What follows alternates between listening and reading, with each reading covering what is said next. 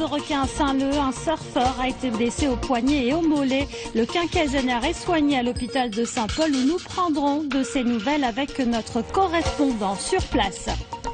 On vous parlait hier des risques que les surfeurs n'hésitent pas à prendre malgré la menace requin et surtout l'interdiction préfectorale en cours. Eh bien cet après-midi, l'un d'entre eux a été attaqué par un squale à Saint-Leu. L'homme d'une cinquantaine d'années a été mordu à la jambe et au bras. Les précisions avec Émilie de Banman et Laurent Josse. Voici la planche sur laquelle se trouvait Vincent. Un groupe de 5 surfeurs en action dans l'eau et l'un d'eux, alors qu'il était assis sur son surf, s'est fait attaquer par un requin, vraisemblablement un requin au poignet mais également au mollet. La blessure est importante mais il a réussi quand même, ce surfeur, à sortir par ses propres moyens de l'eau. Un miraculé qui s'en est sorti en frappant à plusieurs reprises le requin. Vincent est un surfeur expérimenté qui porte des lunettes afin de voir le fond à chacune de ses sorties en mer. Mais cette fois, les lunettes n'auront pas suffi à prévenir du danger. Vincent visiblement n'a pas été trop prudent. Il n'est pas mort, il n'est pas amputé. Je crois que les blessures sont quand même assez sévères. Je viens d'avoir un témoignage. La dernière attaque remonte au 26 octobre 2013. Cela fait 13 attaques depuis 2011. Malgré l'interdiction et les conditions météo de l'hiver austral, ils étaient nombreux à se mettre à l'eau ces dernières semaines. Ce nouvel accident rappelle à tous le danger lié à la pratique autour de nos côtes. La victime a été évacuée au centre hospitalier de Saint-Paul où nous retrouvons Hakim Ali Saïd. Hakim, bonsoir. Avez-vous des nouvelles du surfeur? Comment va-t-il? Alors avec de graves plaies au poignet et au mollet droit, la victime est admise ici consciente à l'hôpital Gabriel Martin de Saint-Paul.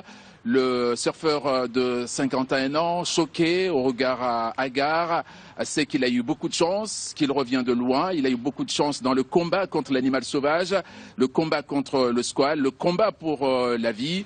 Le pronostic vital n'est pas engagé, mais il pourrait rester hospitalisé quelques jours ici à Saint-Paul, le temps qu'il reprenne des forces, le temps qu'il reprenne ses esprits. Alors le préfet a immédiatement activé la procédure post-attaque. Est-ce que vous pouvez nous rappeler ce que cela signifie ?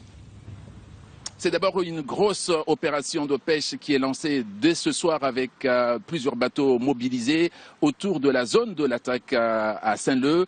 Mesdames, Messieurs, on ne vous le dira jamais assez. La Réunion reste exposée au risque requin, surtout en cette période d'hiver austral.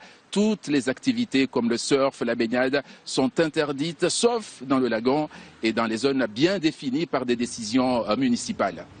Merci Hakim pour ces précisions et ce rappel à la prudence. Et immédiatement après l'attaque, Thierry Robert s'est rendu sur les lieux de l'accident. Une nouvelle fois, le maire de Saint-Leu a exprimé sa colère, dénonçant ce qu'il appelle l'immobilisme des autorités. Pour lui, l'interdiction des activités nautiques n'est pas la solution. On écoute au micro d'Émilie de Balman et Laurent Josse.